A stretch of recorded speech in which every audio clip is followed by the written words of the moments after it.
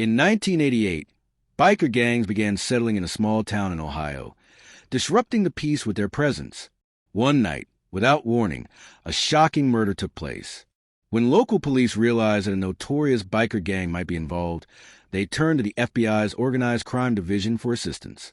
The gang operated with a code of silence, making it nearly impossible to infiltrate, but the investigators were determined to break through their ranks and bring the killers to justice. For most motorcycle enthusiasts, riding represents freedom, adventure, and the thrill of the open road. But some take a darker path, forming gangs that engage in illegal activities. Throughout the 1980s, these groups expanded rapidly, and with that growth came a surge in violent crimes. Like the Mafia, these gangs attracted the attention of federal law enforcement due to their criminal enterprises. I'm James Calloway, a former lead investigator for the FBI's New York field office. Back then, we had a serious problem with biker gangs all across the country. Cleveland was home to one of the biggest chapters, said Special Agent Stuart Reynolds. The leading biker gang in Cleveland made their fortune through drug trafficking, cargo theft, and extortion. Like organized crime syndicates, they protected their secrets and their turf through ruthless violence. When rival gangs crossed paths, tensions escalated. All across the country, turf wars raged, with one attack always followed by retaliation. The cycle of violence seemed endless. In one particularly brazen attack, a biker gang used a rocket launcher to destroy the clubhouse of a rival group. These organizations would go to any lengths to safeguard their illegal operations. Determined to dismantle a major gang in Cleveland, law enforcement agents attempted surveillance. But it wasn't easy. The bikers knew they were being watched by both federal and local authorities. Their clubhouse was heavily guarded, with lookouts stationed at the door, scanning for unmarked cars or suspicious onlookers. Even more challenging, the gang had ingrained itself into the local community, offering protection to residents from other criminals. Because of this, neighbors refused to speak with law enforcement, but not everyone was afforded that protection. On the night of February 27, 1988, in the quiet suburb of Fairview, 28-year-old David Harper was finishing up a shift at a local music store. Around 10 p.m., he locked up alongside a co-worker and prepared to drive to the nearby bank to deposit the store's earnings. What David didn't realize was that he wasn't alone in his delivery van. Someone was watching him. As a safety measure, his co-worker always followed him to the bank, a mere mile away, but neither of them noticed the dark sedan trailing them from a distance. When David arrived at the bank, his colleague was about 20 seconds behind him, just enough time for the attackers to strike. His co-worker saw the van suddenly accelerate, speeding away from the scene. Then, in the dim streetlights, he spotted David lying on the pavement. A gunman turned toward him, weapon drawn, and ordered him to leave. Other witnesses, customers withdrawing money from the ATM, were also forced to stay in their vehicles at gunpoint. The shooter then disappeared into the night. Moments later, a desperate emergency call came through to dispatch. "There's been a shooting. We need help now." Where exactly? At the bank, near the shopping center in Fairview. At the time, the town had a small police force, only 11 officers. Within minutes, nearly all of them were on site. Among them was Officer Tim McLean, who would later become the town's police chief. The scene was chaotic, McLean recalled. Paramedics were working to stabilize the victim, who was still alive but in severe distress. David Harper had suffered critical gunshot wounds, and the amount of blood loss alarmed even the most experienced medics. They did their best to keep him breathing, but his injuries were devastating. He made it to the hospital, but succumbed to his wounds just 20 minutes later. With David Harper gone, the small-town police force in Fairview knew they had to move fast. His murder was the first in the town in over a decade, and they were determined to find the killers before they vanished without a trace. The first step was gathering witness statements, but that quickly became a challenge. "What color was the car?" An officer asked a shaken bank customer. I think it was dark. Maybe black or navy blue." Another witness contradicted this. "No, I swear it was silver." Detectives soon realized that each witness had noticed something different. As multiple officers took statements separately, The conflicting descriptions made it harder to pinpoint what exactly had happened.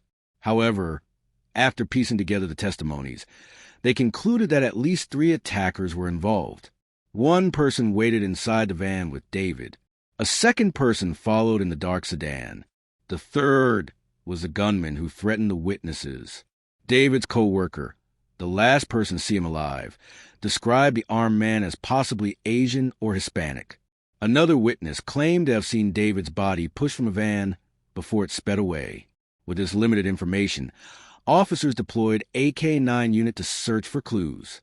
A police dog followed a scent trail from the bank all the way to a nearby motel about half a mile away. There, it circled the parking lot, indicating that the van had likely stopped there. But by the time officers arrived, the suspects were long gone. Meanwhile, forensic teams carefully combed the crime scene, collecting everything they could. Among the key pieces of evidence found near the bank, David's work keys, which were immediately dusted for fingerprints. Several spent bullet casings, which were sent to the ballistics lab for analysis. Investigators also examined the van once it was found abandoned. What they discovered inside shocked them. The driver's seat and surrounding areas were covered in blood, far more than expected for a gunshot victim. Blood spatter patterns suggested that the shooter had fired from directly behind David, hitting both him and the door in the process. Tucked between the seats, forensic experts found an intriguing piece of evidence, a Mac 11 submachine gun. This wasn't a weapon commonly seen in small-town crime scenes, and something about it seemed off. The serial number had been filed off, and a plastic bag was taped to the ejection port, a trick used to catch bullet casings, preventing evidence from being left behind. But if the shooter had gone to such lengths to avoid leaving a trail, why abandon the gun at the scene? There were 2 possibilities. 1, the shooter panicked and fled in a hurry. 2, the shooter was injured and left it behind in the chaos. A closer examination revealed another unusual modification. The gun had a homemade suppressor. However, it was poorly made. Instead of silencing the shots, it had likely fragmented the bullets, leaving small metal shards scattered throughout the van. The biggest twist? The money David had been carrying was still inside the van, untouched. If the motive had been robbery, the killers wouldn't have left behind over $4,000 in cash. Someone wanted him dead, Officer McLean concluded, and they wanted to make sure it happened. Detectives now considered a possibility that this was a targeted execution. If so, who wanted David Harper dead, and why? With the evidence collected, officers broadened their search. The K-9 units attempted to track the suspect's escape route, but the trail vanished near the motel parking lot. That tells me they switched vehicles, McLean said. They got into another car and got out of here. The only lead they had was a dark sedan seen following David's van. So, officers expanded their patrols, looking for 3 men matching the suspect descriptions in a dark-colored car. Hours passed. Then, in the early morning hours of February 28, 1988, a new lead emerged, completely by accident. In the neighboring city of Bayfield, 2 local officers returned to their station after an uneventful shift. Their captain casually mentioned the Fairview murder, and something clicked. Hours earlier, they had pulled over a dark-colored sedan for running a red light. Inside the car were 3 men. The driver was identified as Mark Vance, and his passenger, Stephen Young, was the vehicle's registered owner. When the officers had stopped them, they had noticed something odd. Stephen wore a belt buckle featuring the emblem of a Cleveland-based biker gang. He also carried a hunting knife strapped to his hip. The officers hadn't thought much of it at the time. After all, the knife wasn't illegal. But now, knowing what happened in Fairview, their description seemed eerily close to what the witnesses had reported. A 3rd man had been sitting in the back seat, but they hadn't taken his information. The most chilling detail? The traffic stop had happened at 9:56 p.m., only 5 minutes after David Harper was shot. And the location? Just 3 miles from a crime scene. The officers immediately notified Fairview PD, and a realization sank in. They had accidentally let the suspects go. With this new lead, law enforcement in Fairview wasted no time. They needed to act fast before the suspects vanished for good. The officers who had pulled over the dark sedan were asked to recall every detail from the traffic stop. Mark Vance had been the driver. Stephen Young owned the vehicle. The third man in the back seat had not been identified. Stephen was seen wearing a belt buckle with the insignia of a Cleveland-based biker gang. They had a large hunting knife in the car, though it wasn't illegal. The fact that the three men had been pulled over just minutes after the murder and only a few miles away was a major break in the case. Fairview PD ran background checks on the two named men, and the results only raised more suspicions. Both Mark Vance and Stephen Young had ties to one of the most feared biker gangs in Cleveland. Stephen Young was a fully initiated member, while Mark Vance was still a prospect, meaning he was working toward becoming a full-fledged member. But that raised a troubling question. If these two were involved, was this murder somehow gang-related? The FBI had been investigating the specific biker gang for years. The group was deeply involved in drug trafficking, extortion, and organized crime, not unlike the Mafia. But unlike traditional crime families, biker gangs had an added layer of unpredictability. They were volatile, fiercely loyal, and quick to violence. One of their most feared rules? Loyalty over everything. There was a well-known saying among these bikers: 3 people can keep a secret if 2 of them are dead. Infiltrating the gang had always been difficult. They were cautious about new members, often testing their recruits with violent initiations, tasks that no undercover cop could ever agree to do. And if David Harper's murder was tied to this group, that could explain a lot. Was David's death part of a gang initiation? FBI Special Agent Charles Holloway had been tracking the Cleveland chapter of the gang for years. When Fairview PD reached out about Mark Vance and Stephen Young, he immediately recognized their names. They're small players, but they run with some very dangerous people, Holloway explained. But there was still one missing piece. Who was the third man in the car? The unidentified backseat passenger was likely the same person who had been in David's van before the shooting. If they could identify him, they might have their shooter. As the FBI and local law enforcement continued digging, another theory began to take shape. In the months leading up to the murder, tensions between 2 rival biker gangs had been escalating. These groups had long-standing grudges, but recently, things had turned personal. A few months earlier in a bar fight, a member of the rival gang had stolen a jacket from one of the Cleveland bikers. This wasn't just any jacket. It was his gang colors, the ultimate symbol of membership and loyalty. To a biker gang, stealing another man's colors was an unforgivable offense, and it demanded retaliation. The fight had nearly turned deadly, but both sides walked away that night. Still, according to a confidential informant, members of the Cleveland gang had been waiting for the perfect moment to get their revenge. And then, just days before the murder, they got their chance. The gang had mistakenly identified David Harper's delivery van as belonging to the rival biker who stole the jacket. To them, that was enough justification. It didn't matter that David had nothing to do with the biker wars. In their eyes, the man driving that van had to die. The FBI's theory began to solidify. The Cleveland gang needed new recruits.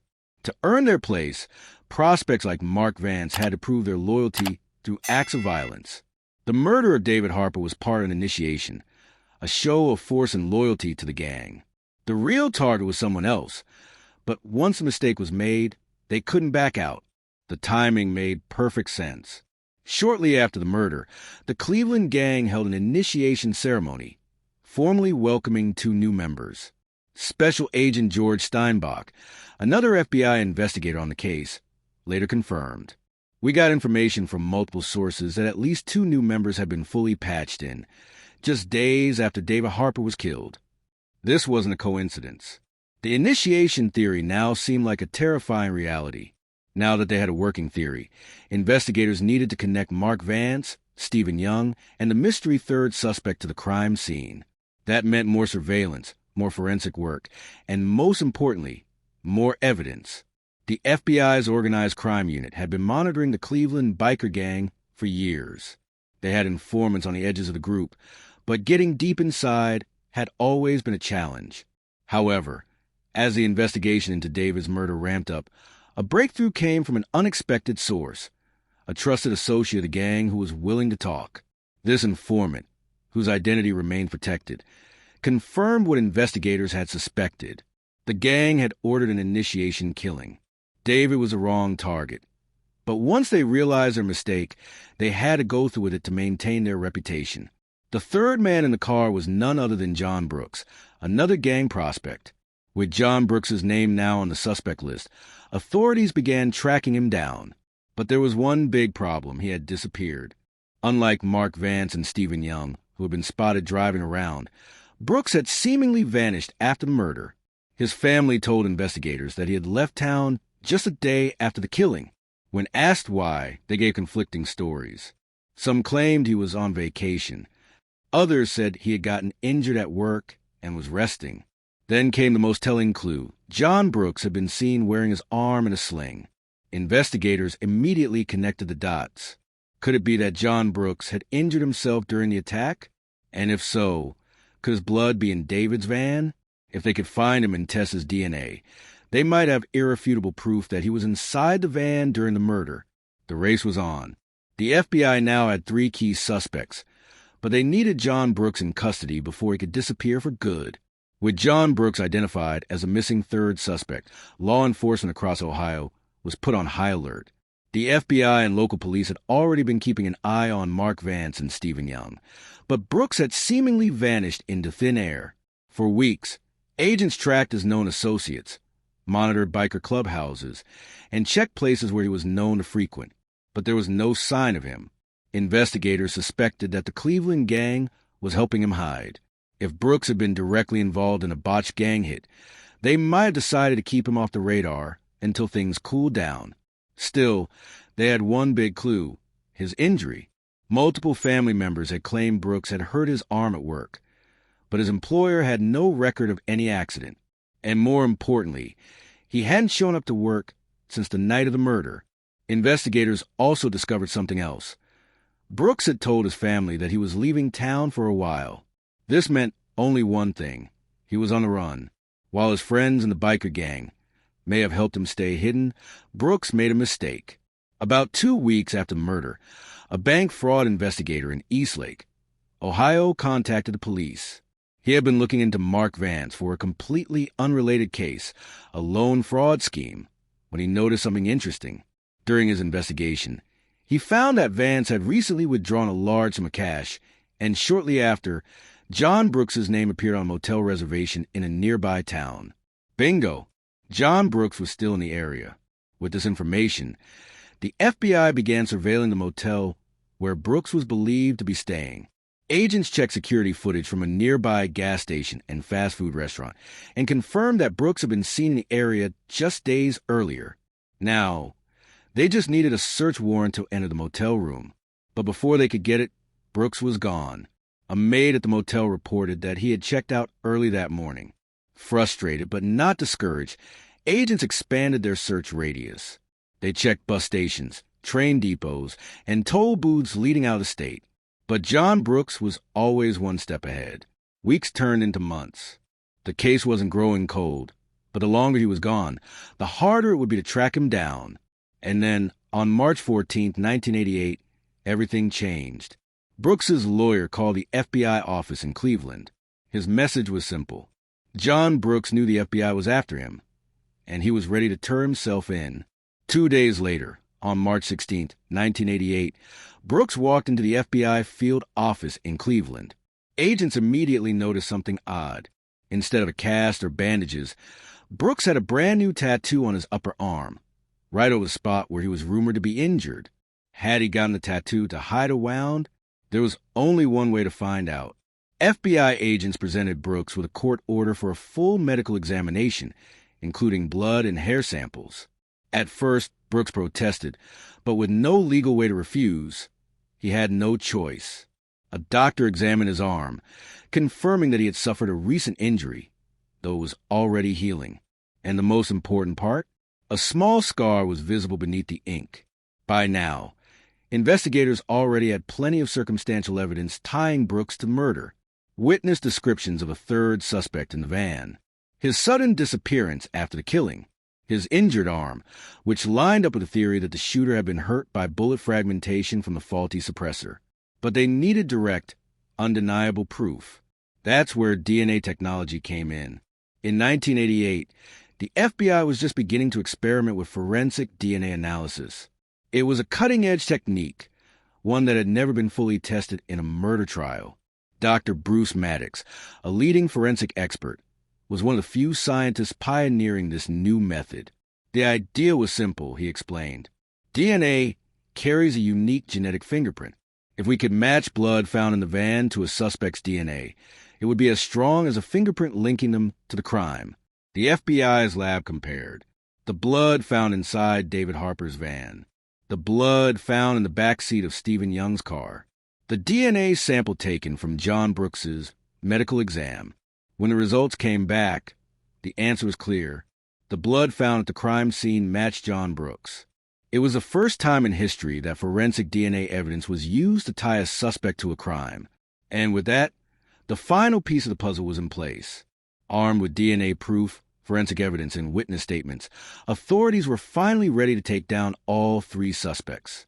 On the morning of March 7, 1989, a joint task force made up of the FBI, U.S. Marshals, and local police prepared for a coordinated pre-dawn raid. The plan was simple. Hit all three suspects at the exact same time, so none of them could warn the others. Mark Vance was arrested at his home in Cleveland without incident. Stephen Young was found at a biker clubhouse about 30 miles away. But John Brooks was gone, again. Agents stormed his known addresses, checked in with his family, and even interviewed other gang members. But it was clear he had gone into hiding again. Brooks had already escaped once, and authorities knew they couldn't afford to let him slip away a second time. Months passed without any sign of Brooks. Authorities issued a nationwide warrant, placing him on the FBI's most wanted list. Then, in November 1989, the case took an unexpected turn. A viewer watching a nationally broadcast crime show recognized Brooks's tattoos and called in a tip. He had seen Brooks at a biker bar in Paducah, Kentucky. Authorities acted fast. They didn't want to cause a public confrontation inside a bar full of bikers, so they set up a roadblock on the highway leading from the bar to a known biker clubhouse. The plan worked. When Brooks and another gang member drove toward the clubhouse, they ran straight into the FBI's fake accident scene. Before they even knew what was happening, armed agents surrounded the car. Hands up, step out of the vehicle. Brooks, realizing he was completely trapped, surrendered without a fight. After nearly 2 years on the run, the last suspect was finally in custody. With all three suspects in custody, the prosecution prepared for what will become one of the most groundbreaking trials in American history. For the first time, the FBI would attempt to use DNA evidence in a murder case, something that had never been done before. Prosecutors knew they had a strong circumstantial case against Mark Vance, Stephen Young, and John Brooks, but to secure a conviction, they needed the jury to accept DNA as irrefutable proof. U.S. Attorney James Woolley led the charge, presenting a painstakingly built case against the three men. Mark Vance, the driver of the vehicle seen fleeing the crime scene, a gang prospect looking to prove himself. Stephen Young, a full-fledged gang member and the owner of the car used as the getaway vehicle. John Brooks, the shooter who left his own blood inside David Harper's van. Prosecutors laid out the overwhelming amount of evidence, piece by piece. Forensic analysts from the FBI crime lab presented their findings. The blood found inside David Harper's van was an exact match to John Brooks. Blood found in the backseat of Stephen Young's car was also from John Brooks, further proving he was inside the vehicle after murder. The blood type did not match David Harper, ruling out any possibility of contamination from the victim. Dr. Bruce Maddox, the FBI's lead forensic scientist, explained DNA analysis in simple terms to the jury. This isn't a fingerprint. This is something even more unique, the genetic code that makes up every single person. If two samples match, there's no doubt. The suspect was there. Ballistics and forensic experts testified about the murder weapon, a Mac 11 submachine gun found in David Harper's van. The gun had a homemade suppressor, which malfunctioned, likely causing the shooter to be injured by bullet fragmentation. The serial number had been filed off, but using a specialized chemical process, FBI agents recovered the number. The gun was traced back to a stolen firearm, and the last known person to have it? Stephen Young. Several eyewitnesses who were at the bank on the night of the murder identified the dark-colored sedan that had been spotted near the crime scene. A police officer from Bayfield testified that he pulled over the suspect's car just minutes after murder, with all three men inside. A gang informant revealed that Vance and Brooks were undergoing a gang initiation, and that the murder was meant to prove their loyalty.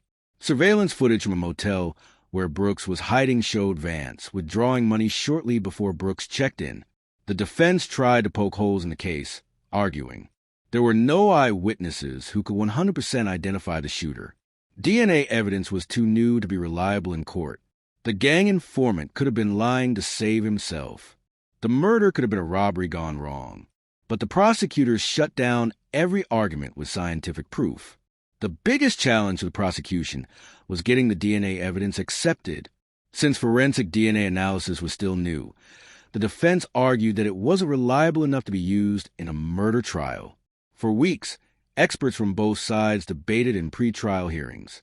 The prosecution brought in FBI scientists to explain how DNA profiling worked and why it was as reliable as fingerprints. The defense called in their own experts to argue that the science was too experimental. After months of legal arguments, the judge made a historic ruling. This decision set a legal precedent that would change how murders were prosecuted forever. After a month-long trial, the case was handed to the jury. They deliberated for just 6 hours before reaching a verdict. Mark Vance, guilty of murder, conspiracy, and gang-related violence. Stephen Young, guilty of murder and aiding and abetting. John Brooks, guilty of first-degree murder, sentenced to life without parole. Sentencing, justice for David Harper. On April 17, 1989, the judge delivered life sentences to all three men. John Brooks received life in prison without parole. Mark Vance and Stephen Young were also sentenced to life, with no possibility of early release. The Harper family finally got justice. As the verdict was read, David Harper's mother whispered, "He didn't die for nothing." The conviction of John Brooks, Mark Vance, and Stephen Young was more than just justice for David Harper's family. It was a turning point in law enforcement history. For the first time in the United States, DNA evidence had been successfully used to convict murderers. This case set a precedent that would transform the way police and prosecutors handle forensic investigations. Before David Harper's murder case, detectives relied primarily on eyewitness testimony, often unreliable; fingerprints, only useful if found at a crime scene; circumstantial evidence, which could sometimes leave reasonable doubt. But DNA evidence changed everything. It provided a scientific, irrefutable way to connect a suspect to a crime scene. Even if there were no fingerprints or eyewitnesses, DNA could prove who was there and when. It revolutionized forensic science, leading to more accurate convictions and preventing wrongful arrests. After this trial, DNA evidence quickly became a standard tool in criminal cases. Within just a few years, it was being used to solve cold cases that had gone unsolved for decades, exonerate innocent people who had been wrongly convicted, identify suspects in crimes where there was no other physical evidence. By the mid-1990s, the FBI established CODIS, Combined DNA Index System, a national DNA database that allowed law enforcement to match suspects to previously unsolved crimes.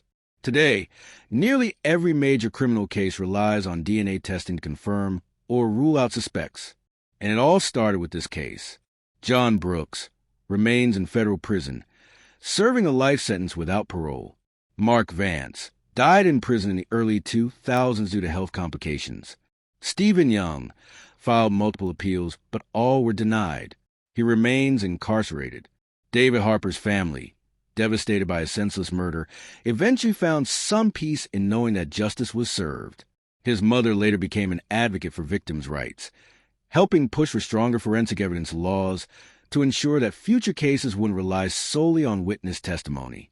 David Harper was never supposed to be a target. A simple case of mistaken identity, fueled by gang violence and ruthless initiation rituals, led to his tragic death. But what followed was a breakthrough that changed criminal justice forever. A brutal crime, a relentless investigation, and the dawn of forensic DNA evidence in courtrooms. Because of this case, thousands of criminals have been brought to justice, and countless innocent people have been saved from wrongful convictions. A tragic loss led to a historic victory for law enforcement, one that still shapes criminal investigations today.